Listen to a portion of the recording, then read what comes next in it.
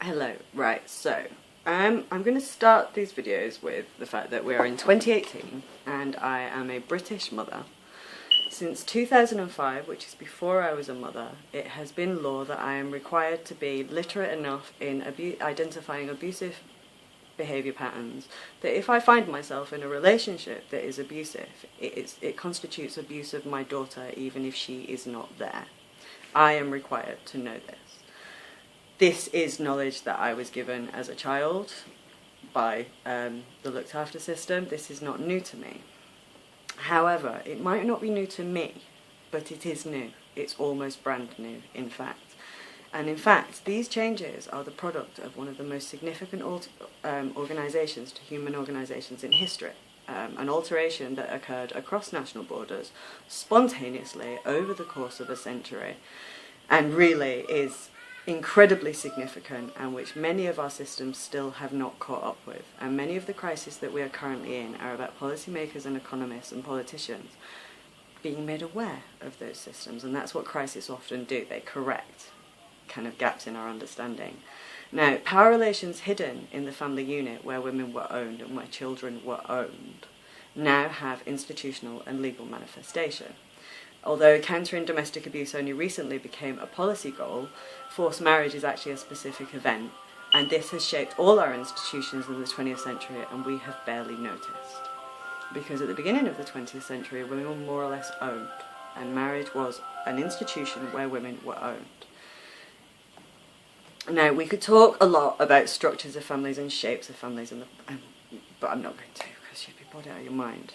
Now, Jane Lewis, who is a really interesting woman and everybody should read, has been following this for a very, very long time. She is possibly the foremost authority on lone parents in the UK. I'm a huge fangirl of Jane Lewis. So she cites domestic abuse in the progression of divorce way back in the 19th century and the evolution of the rights. She actually does quite a good job of charting the evolution of the right to live independently and maintain care of your children. This happened through many, many institutions and laws, which I'm going to go through later on about where these laws fit. And what you can actually see in the family courts at the moment is a crisis, which actually is about lots of institutions reaching roughly the same point, but at a different point, but at a different time. And they're all slightly, tiny little bit out of whack. And we haven't had a crisis that could have synthesised that understanding across institutions since the late 70s, which is interesting because in the late 70s it couldn't have been done. Now, with institutions, you just kind of have to go with them on a day-to-day basis, and you have to wait for moments of crisis where you can synthesise this stuff. And the last crisis of the type that England is currently and the UK is going through happened in the late 70s, and actually this change was not in evidence then. So even though Jane Lewis was seeing evidence of domestic abuse and divorce rates in the 19th century, the very first generation of independent mothers that represented this shift was my mother, and the single parents who were demonised in the 80s, and in America it was black single mothers who were demonised. Now, Margaret Thatcher had been watching over a long period of time, possibly about 10 years, I reckon.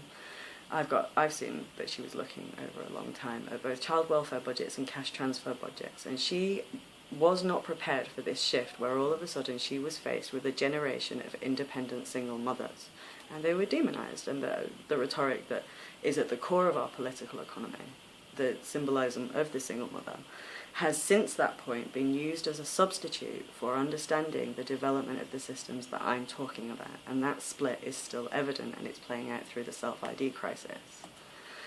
Now, Thomas Piketty identified the family as a reason that wealth resists redistribution. Money stays with money. We know this. This is the foundation of class. Economics, what he revealed in doing that is he also did not realise that that made the family a stabilising institution. So he said we were looking for information about stability that we don't have. Actually, that's it. That's one of our major stabilising institutions. But what he also revealed, and so did Anthony Atkinson, and so did James Galbraith, I think intentionally, by the way, was they showed that economists and policymakers who are reliant on, economics, political science, and kind of the bunkum that's done at elite level, they actually are not aware of these shifts, and they are not aware of these systems. And I'm assuming that this crisis is the process by which policymakers are going to be made aware. Now, they still use a simplistic household unit where essentially men own everybody within that unit. They have no way of looking at intergenerational reciprocity, they have no way of looking at the power dynamics, and crucially, the disciplines that they shape don't either. So welfare economics doesn't recognise duties to children, it doesn't recognise its links to evolving duties for children. And even though it's within institutions like our family court system where this major change is occurring, and even though society has more or less accepted it and heterogeneity of family forms is no longer contested, at policy-making level and in many institutions this is still not the case.